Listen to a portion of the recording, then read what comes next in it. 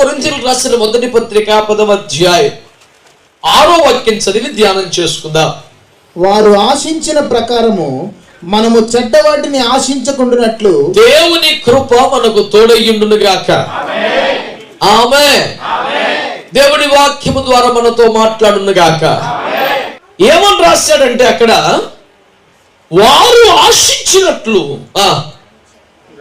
మనము చెడ్డ వాటిని ఆశించొద్దు. భయపడద్దు. దేవునికి తోడుగా ఉన్నాడు. ఓరక నిలిచోడు గొప్ప రక్షణ కలుగ చేయబోతున్నాడు. ఇవన్నీ అమ్మాయి అమ్మాయి నన్ను కేకలేశారుగా. మరి దీనికి ఏం సౌండ్ తగ్గింది? మీరు భయపడవలసిన పనులే, శత్రువుకు చడవలసిన పనులే. మీరు ఊరక నిలుచుండి చూస్తే యెహోవా గొప్ప రక్షణ కలుగ చేస్తాడు. నేడు మీరు చూచుచున్న ఈ ఐగుప్తుడు లేదా శత్రువు సమస్య ఇక మీదట మీరు చూడరు అనే వాగ్దానాన్ని పొందిన కృతజ్ఞతలో నుంచైనా మనం దేవునితో చేయాల్సిన తీర్మానం, ప్రభువా గతం నాస్తి పాత విగతించును, ఇదిగో సంవత్సరంలో నా తీర్మానం గతములో ఎప్పుడైనా ఎక్కడైనా ఏ దశలోనైనా ఒకవేళ నేను చేసి ఉండవచ్చు గాక, ఇప్పుడు చెడ్డ వాటిని నేను ఆశించు అనండి. చెడ్డ వాటిని నేను మీకు ఒక మంచి మాట చెప్పనా, చెడ్డ వాటిని ఆశించేవారు చెడ్డవారు అనుకోవద్దు. చెడ్డవారు మంచి ఎప్పుడు ఆశించరు. దాని గురించి అంతగా చెప్పేది ఏమున్నది అసలు. వాళ్ళు అందులోనే పుట్టి అందులో పెరిగి అందులో చచ్చిపోతారు, మురుగుంటుంది. ఇక్కడ పాయింట్ ఎవరిదంటే నీతిమంతులు, పరిశుద్ధులు, యోగ్యులు, దేవుని కృపను అనుభవించినారు, దేవుని ఆత్మచేత నడిపించబడ్డవారు, దేవుని హస్తపు నెలలో దానికి బ్రతికినవారు. సాతానని, నీచుడని, దుష్టుడని, పాపిష్టుడని, నరహంతకుడని, నాశనపుత్రుడని, అబద్ధానికి జనకుడని, లయకర్తని, ఇలాంటి భయంకరమైన కొన్ని వందల పేర్లు పెట్టుకునే ఆ దుష్టుడు వాడి గత జీవిత సాక్ష్యాన్ని ప్రస్తావిస్తూ యెహెజ్కేలులో ప్రభువు అని ఏమన్నా తెలిసిన, పాపము నీలో కనబడు ఆ దినం వరకు నువ్వు పరిశుద్ధుడు పోయి ఉంటివి అన్నాడు. అది ఫస్ట్ నుంచి చెడిపోయినాడే కాదు, ఆడికన్నా దుష్టుడు వాడికన్నా చెడిపోయినాడు ఇంకెవ్వరు లేడని ఇప్పుడు మనం అంటున్నాం. అది 100% నిజమే. కానీ వాడు ఫస్ట్ నుంచి చెడిపోయినాడు కాదు, చాలా పరిశుద్ధుడు, అభిషిక్తుడు, ఒక అభిషేకించబడిన కెరూబు.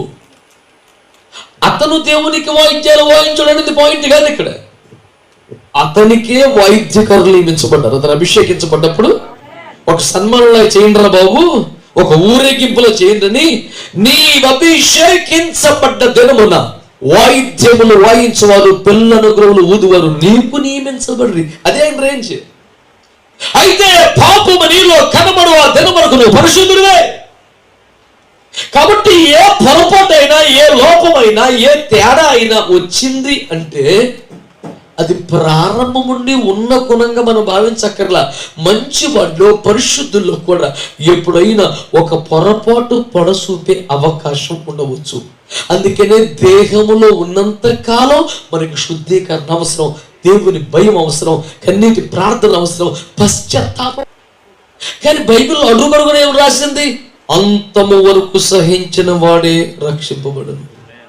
మనము నానాటికి రక్షణకు దగ్గరగుచున్నాము.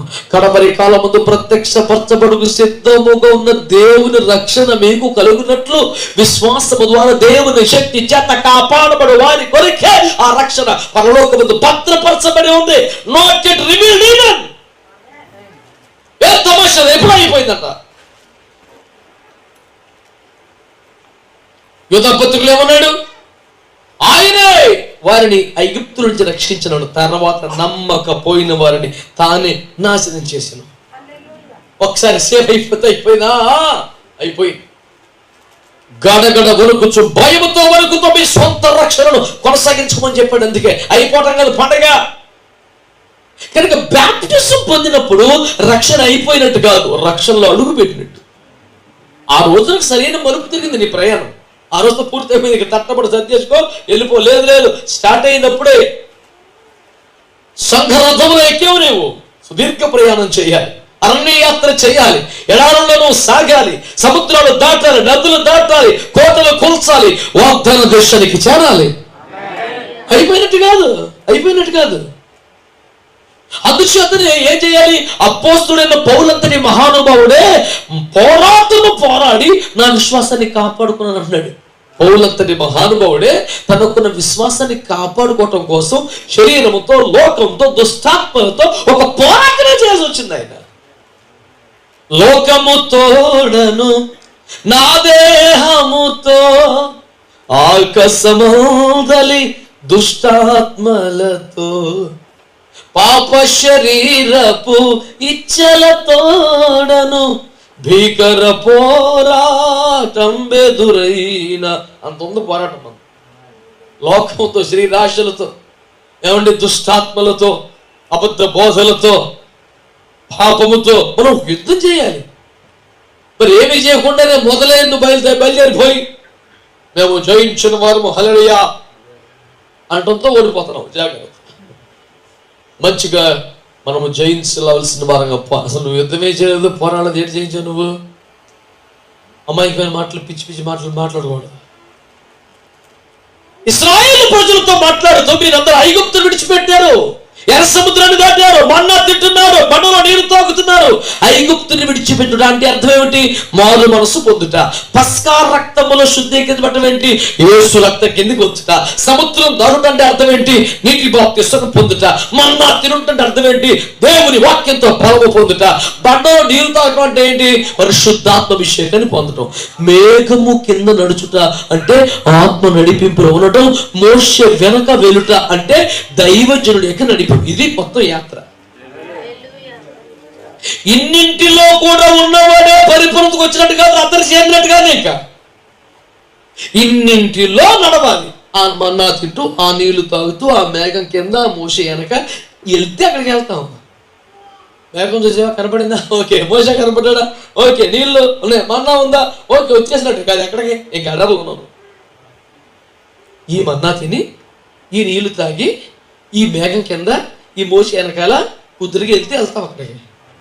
ఫుడ్ చూసుకొని నా కుడివైపు ఉన్న మన్నా కలదు, నా వెనుక బండ వచ్చుండెను, నా మీద మేఘం ఉండెను, నా ఎదుట మోషే ఉండెను. ఆయనను గమనించి ఎన్నట్టు కాదు. ప్రయాణానికి అన్ని ఏర్పాట్లు కరెక్ట్గా సెట్ అయ్యి నీకు జాగ్రత్తగా వెళ్ళినాను.